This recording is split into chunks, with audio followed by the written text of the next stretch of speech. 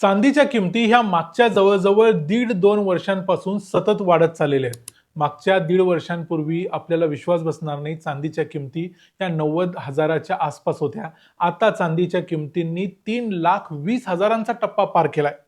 काल सकाळी चांदीच्या किमती 3,10,000 होत्या MCX वरती आणि काल संध्याकाळपर्यंत 3,22,000 झाल्या. अशा वेगानं चांदी वाढते आहे की सामान्य माणसाच्या किंवा कुठल्याही इन्व्हेस्टरच्या देखील टप्प्यात चांदी येणार की नाही असा प्रश्न अनेकांना पडलाय.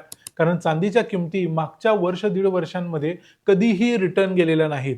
जरी आपण याच्या अगोदर म्हणत असलो की चांदीच्या किमती वाढतात आणि थोड्या वेळानंतर चांदी परत एकदा करेक्ट होते म्हणजे कमी होते, पण असं चित्र दिसत नाहीये. आणि तसं चित्र का दिसत नाहीये? आणि रॉबर्ट कियोसाकी जे म्हणाले होते की चांदीच्या किमती 6 लाख पार होतील आणि खरोखर चांदीच्या किमती 6 लाख पार होण्याच्या दिशेनं चाललेल्या आहेत आणि ते चित्र समोर दिसतंय आणि ते कुणीही थांबवू शकत नाही अशी परिस्थिती आहे.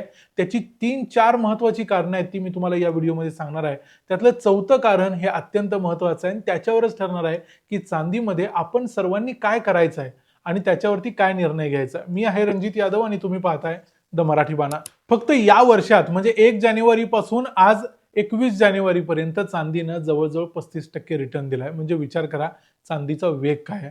त्यामुळे हे असं होण्याचं सगळ्यात महत्त्वाचं कारण आहे डोनाल्ड ट्रम्प यांनी ज्या पद्धतीने निर्णय घ्यायला सुरुवात केली आहे. जगभरातले सगळे बिझनेसेस, जगभरातल्या अनेक देशांचे ट्रेड, टॅरिफ या सगळ्यावर त्यांनी परिणाम केलाय. आता काही कारण नसताना त्यांना ग्रीनलँडवर हल्ला करायचा आहे आणि ग्रीनलँड ताब्यात घ्यायचा आहे. त्यासाठी त्यांनी अख्ख्या युरोप बरोबर एक प्रकारचं युद्ध छेडलेलं आहे आणि युरोपवरती ते टॅरिफ लावत आहेत. 10% टॅरिफ लावलाय आणि त्यांनी सांगितलं की युरोपमध्ये आता फ्रान्स, जर्मनी सारखे जे देश आहेत यांच्यावर टॅरिफ लावलाय. त्यांना सांगितलंय की तुम्ही जर मी म्हणतोय तशी डील करून दिली नाही तर जूनपासून तुमच्यावर 25% अजून टॅरिफ लावतो. म्हणजे ह्या टॅरिफचं जे युद्ध डोनाल्ड ट्रम्प यांनी छेडलंय याचा परिणाम असा झाला की जगभरातले जे सगळे इन्व्हेस्टर्स आहेत त्यांना आता भीती वाटायला लागली आहे आणि त्यांना सेफ हेवन्स आपण ज्याला म्हणतो की सेफ्टी जिथं असेल अशा ठिकाणी पैसे गुंतवणूक करायचे आणि म्हणून ते सगळे लोक गोल्डमध्ये आणि सिल्वरमध्ये, चांदी आणि सोन्यामध्ये पैसे गुंतवायला लागलेत आणि त्यामुळे चांदी आणि सोनं दोन्ही देखील वाढते.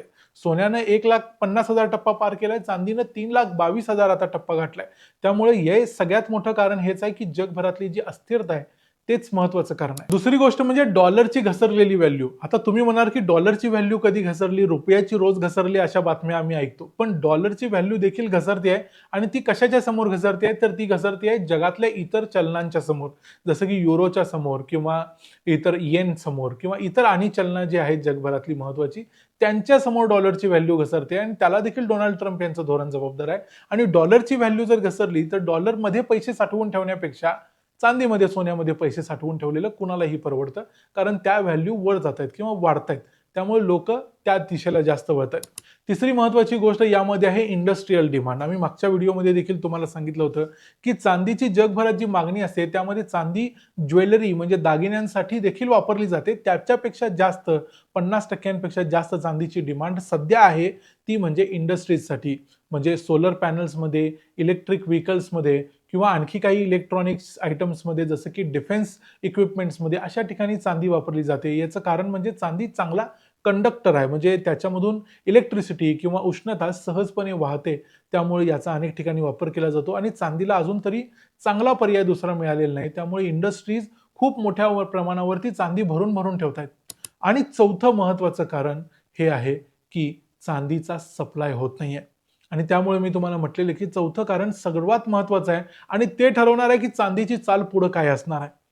चांदी जगभरात ज्या ज्या देशांमध्ये निर्माण केली जाते किंवा खाणीतून काढली जाते. आता पहिली गोष्ट म्हणजे चांदीच्या खाणी हे फक्त चांदीच्या नसतात. झिंक बरोबर, बॉक्साईट बरोबर, कॉपर बरोबर चांदी एक बाय प्रॉडक्ट म्हणून सापडते आणि ती काढली जाते. मग आता झालंय असं की जगभरात सर्वात जास्त चांदी चीनमध्ये, मेक्सिकोमध्ये, पेरूमध्ये, बोलिव्हियामध्ये या देशांमध्ये काढली जाते खाणीतून आणि या देशांमधल्या चीनमध्ये आता एक्सपोर्टवरती त्यांनी निर्बंध घातलेले आहेत. चांदी जगभरात कुठं द्यायचीच नाही असं चीननं ठरवलंय आणि झालंय असं की जगभरात कुठल्याही देशाकडे एवढी चांदी शिल्लकच नाही की ती चांदी विकली जाईल. म्हणजे मार्केटमध्ये फिजिकल सिल्वर मिळतच नाहीये.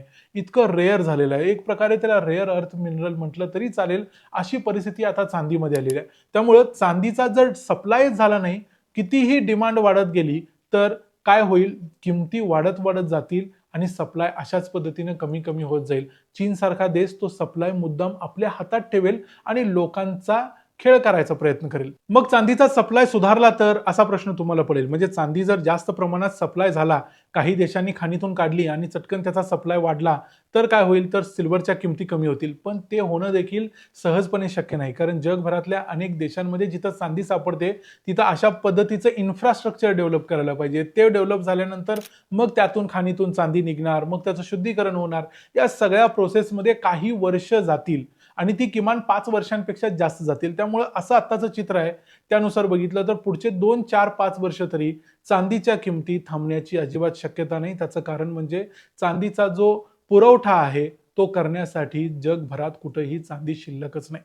त्यामुळे चांदी चढ्या भावानंच विकली जाईल आणि ती जर तुम्हाला खरेदी करायची असेल तर आत्तापासून तुम्ही त्यासाठी तयारी करायला पाहिजे. मग इथं सर्वात महत्त्वाचा प्रश्न हाच आहे, की चांदी जर खरेदी करायची असेल तर ती कशी करायची? म्हणजे फिजिकली जाऊन चांदीचे दागिने, वस्तू, घरातली भांडी वगैरे चांदीची खरेदी करायची, की चांदी खरेदी करण्यासाठी इतर पर्याय देखील आहेत. त्यामुळे चांदी खरेदीचे इतर चांगले पर्याय मी तुम्हाला या व्हिडिओमध्ये सांगतो. ते बघा आणि तुमच्याकडे पैसे असतील तर चांदीमध्ये जरूर पार्क करा. सिल्वर ETF वगैरे इतर अनेक पर्याय आहेत, ते सगळे सांगतो. चांदीमध्ये 4 चांगले पर्याय आहेत. त्यामध्ये पहिला सिल्वर फंड्स ऑफ फंड्स. म्हणजे याच्यामध्ये काय केलं जातं, एक सिल्वर फंड असतो, जसं म्युच्युअल फंड असतात. त्यामध्ये काय करतात, तर म्युच्युअल फंडला तुम्ही पैसे देता आणि तो जातो मार्केटमधून चांगले चांगले शेअर्स खरेदी करतो आणि त्याचा एक गठ्ठा बनवतो, एक बास्केट बनवतो. तसंच इथं केलं जातं सिल्वर फंड्स ऑफ फंड्समध्ये. इथं तुम्ही सिल्वर फंडला तुम्ही पैसे देता आणि तो मार्केटमध्ये जातो आणि सिल्वर ETF खरेदी करतो. आणि सिल्वर ETFच्या जशा किमती वाढतील त्याप्रमाणे मग तुम्ही खरेदी विक्री मार्केटमध्ये करू शकताय. तसं हा तुम्ही सिल्वरचा फंड खरेदी विक्री करू शकताय. आता तुम्हाला मग प्रश्न पडणार आहे, की सिल्वर ETF म्हणजे काय आहे? तर सिल्वर ETF म्हणजे एक्सचेंज ट्रेडेड फंड आहे. म्हणजे तुम्ही मार्केटमध्ये जाऊन जसा एखाद्या कंपनीचं शेअर खरेदी करता, तसं तुम्ही या शेअरचा एक तुकडा खरेदी करू शकता. तसंच जाऊन चांदी देखील खरेदी करू शकता. आता सिल्वर ETF खरेदी करायला तुमच्याकडे चांदी किलोमध्ये जसे पैसे लागतात तसे किलोमध्ये पैसे लागत नाही. तुम्ही ₹20, ₹50, ₹100, ₹1000 तुमच्याकडे जे काय असतील तेवढे पैशाची चांदी मार्केटमध्ये खरेदी करू शकता ETF मध्ये आणि ते मार्केटमध्ये खरेदी करता त्यामुळे मार्केटमध्ये सहज विकू देखील शकता. त्यासाठी तुम्हाला सिल्वर ETF सर्च करायचे आहेत आणि तुमचं जे काही तुम्ही डीमॅट वापरत असाल तिथून तुम्ही ते खरेदी विक्री करू शकताय.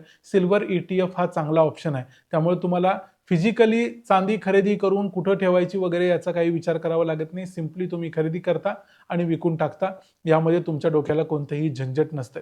आता तुम्ही यातला कुठलाही पर्याय घेतला तर ह्याच्यामागे फिजिकल चांदीचं एक बॅकिंग असावं लागतं आणि ते असेल तरच ते जास्त चांगलं असं समजतात. म्हणून चांदीमध्ये जो तिसरा महत्त्वाचा पर्याय तो म्हणजे डिजिटल सिल्वरचा. म्हणजे डिजिटल सिल्वर खरेदी करायचे देखील काही प्लॅटफॉर्म्स आहेत. पण अनेक ठिकाणी आता आपण बघितलं की सिल्वरमध्ये ते डिजिटल सिल्वर विक्री करणाऱ्या लोकांनीच आता सांगितलं की एवढ्या मोठ्या प्रमाणावर चांदी मिळतच नाही आहे की तुम्ही खरेदी केलेल्या डिजिटल सिल्वरला आम्ही फिजिकल सिल्वरनं बॅक करू शकू. त्यामुळं डिजिटल सिल्वरमध्ये जास्त करून तुम्ही अजिबात पडू नका. सिल्वर ETF आणि सिल्वर फंड्स ऑफ फंड्स हे 2 चांगले पर्याय आहेत. आणि चौथा पर्याय अर्थातच फिजिकल सिल्वरचा आहे. फिजिकल सिल्वरमध्ये प्रॉब्लेम असा आहे की तुम्हाला खरेदी करताना त्यावर GST द्यायला लागतो, मेकिंग चार्जेस द्यायला लागतात, स्वतः ते घरात आणून वजन ठेवायला लागतं, परत मार्केटमध्ये विकायला गेल्यानंतर त्याची तूट होणार. याच्यामध्ये कुठलाही म्हणजे डिजिटली असो किंवा फिजिकली असो जेव्हा तुम्ही चांदी विकाल त्यावेळेला तुम्हाला त्याच्यावरती काही टॅक्स देखील भरावा लागू शकतो. पण याच्यामध्ये एक सिंपल लक्षात ठेवायचं, 24 महिन्यांपेक्षा जास्त जर तुम्ही चांदी होल्ड करून ठेवली, मग ती ETF असो काही असो, त्या माध्यमातून जर तुम्ही ठेवली असेल तर तुम्हाला त्याच्यावरती LTCG म्हणजे long term capital gains tax द्यावा लागतो, जो 12.5% असतो.